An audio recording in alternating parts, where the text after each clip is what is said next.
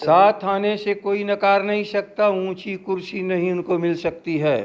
तेजस्वी जी को नेता मान ले। हमारा परिवार का आदमी घर जलाने के लिए आया था, वो धोखा हम खा चुके थे। अब वही परिवार का आदमी फिर घर जलाने आएगा, हम इसको स्वीकार नहीं कर सकते।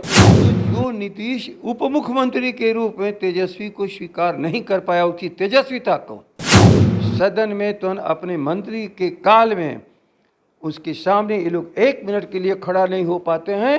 सभी लोग विधानसभा से धीरे धीरे भागने का प्रयास करते हैं। तेजस्वी की तेज के सामने अपने को बड़े कमजोर मानते हैं, लेकिन बिहार के हित में जरा भी इनके मन में बिहार के हितैषी हों तो तेजस्वी को नेता मान के समाजवादी आंदोलन की पूरी ताकत को एक जगह लाने का प्रयास करें।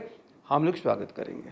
नमस्कार, मेरा नाम आलोक है, आप लाइव स्ट्रीम देख रहे हैं। क्या बिहार में जेडीयू और बीजेपी के बीच में जो दोस्ती चल रही है वो ठीक नहीं है, कोऑर्डिनेशन की कमी है? ऐसा हम इसलिए कह रहे हैं क्योंकि बिहार सरकार के ऊर्जा मंत्री विजेंद्र प्रसाद यादव का आज बयान आया कि पहले वाली वो बात नहीं है। क्यों खटास है, क्या बात है? जगदानंद सिंह आरजेडी के प्रदेश अध्यक्ष हैं, काफ़ी अनुभवी नेता हैं। आप तो देख रहे हैं लंबे समय से दोस्ती थी, फिर 2013 में टूट गई। अब विजेंद्र प्रसाद यादव कह रहे हैं कि वो वाली बात नहीं है। वो दोस्ती तो है लेकिन वो वाली बात नहीं है। इन दोनों में दोस्ती कभी नहीं थी। ये दो धाराएं हैं, एक धारा समाजवाद की है और एक है पूंजीवाद और दंगाइयों की है। दोस्ती के आधार पर ये लोग नहीं हुए थे, लालच के आधार पर। और लालची लोग कभी भी किसी काम में मिल जाते हैं। अब लालची लोगों का कोई किसी का लालच हो सकता है न पूरा हो रहा हो, तो लालची लोगों के दोस्ती और दुश्मनी में कोई फ़र्क नहीं होता है। हाँ, कुर्सी का दोस्ती है ये लोग से। आप तो अनुभवी हैं, तो आप बार बार बोल रहे हैं कि लालच की बात है या कुछ लालच ज़रूर है, तो क्या लालच है, क्या बात है?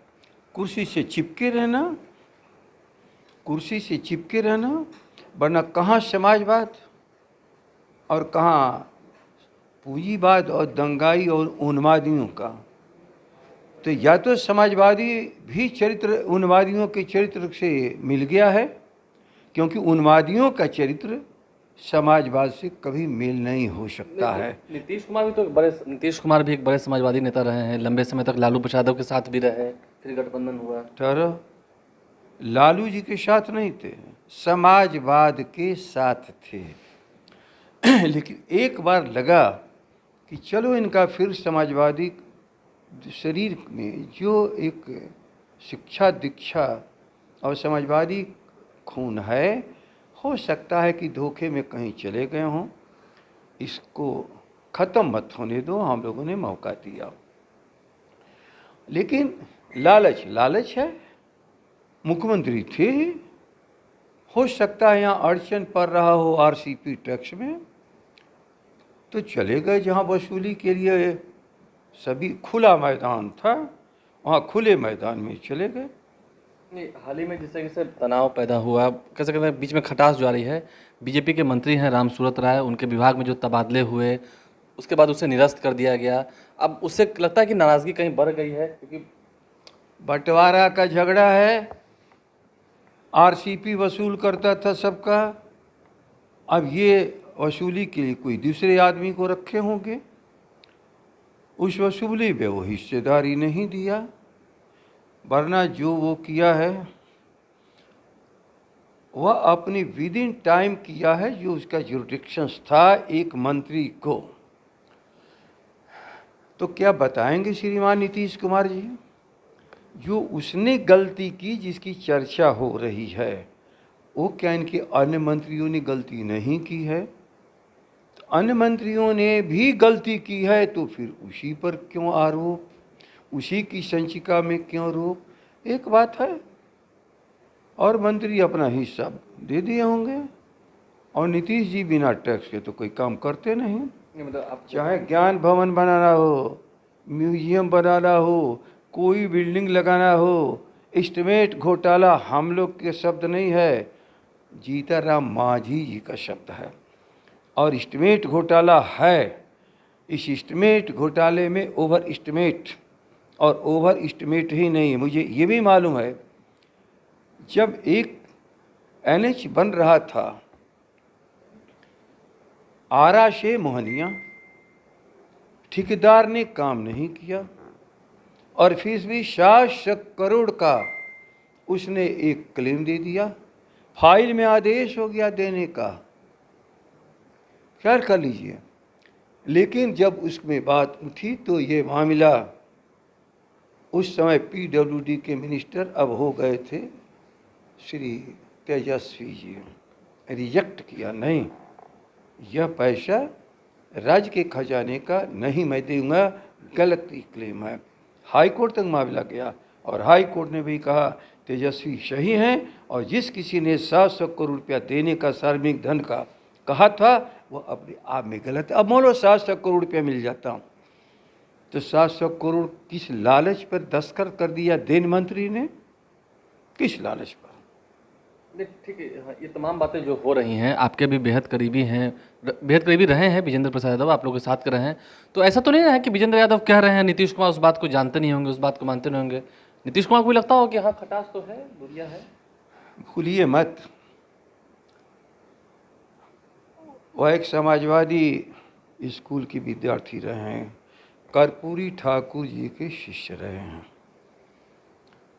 हाँ, जिस दिन राजद से बाहर गए या जनता दल था जो भी कह लो, उस समय भूल से उन्हें निष्कासित कर दिया गया है या कोई कारण रहा होगा।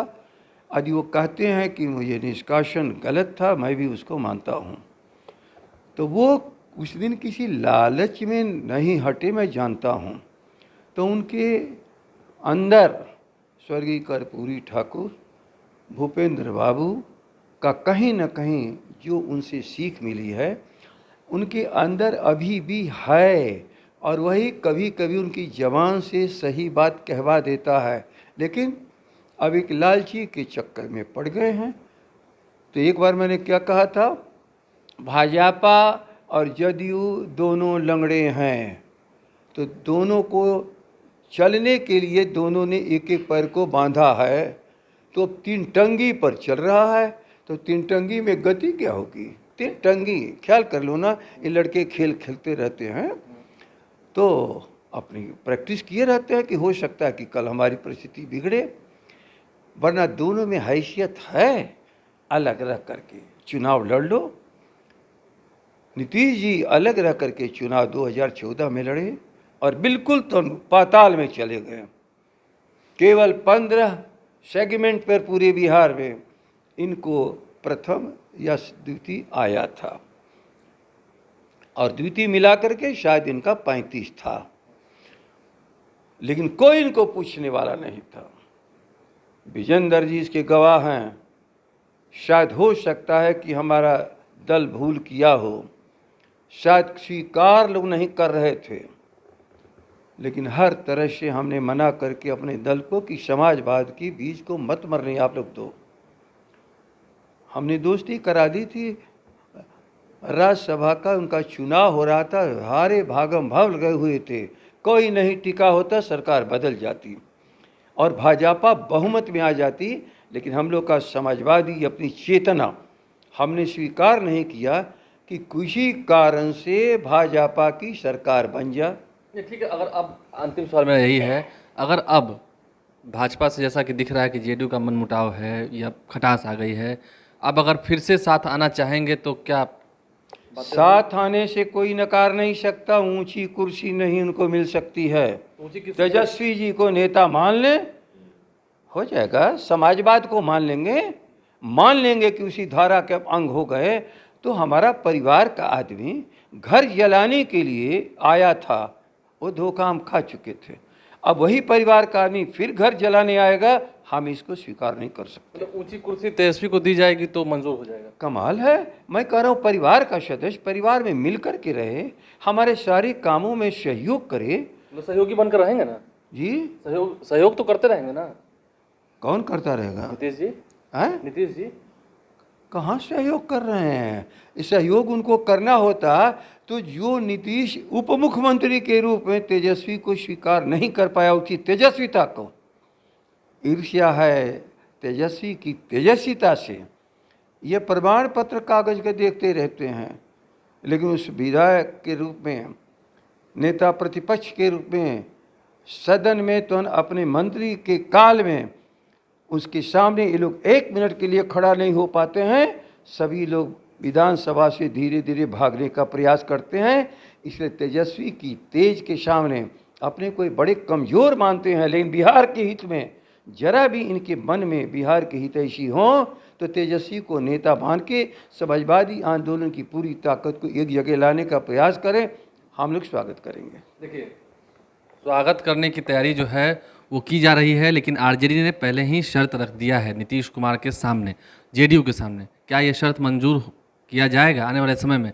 क्या सभी समाजवादी नेता फिर से एक छतरी के नीचे आएंगे, लेकिन बड़ी कुर्सी पर बैठेंगे तेजस्वी यादव? ये बातें साफ कह दी हैं जदुरानी सिंह ने। देखिए, मुस्कुरा रहे हैं और अपनी बातों को रख भी रहे हैं। हमारे चैनल को सब्सक्राइब कर लें, साथ साथ फेसबुक पेज भी लाइक करें। धन्यवाद।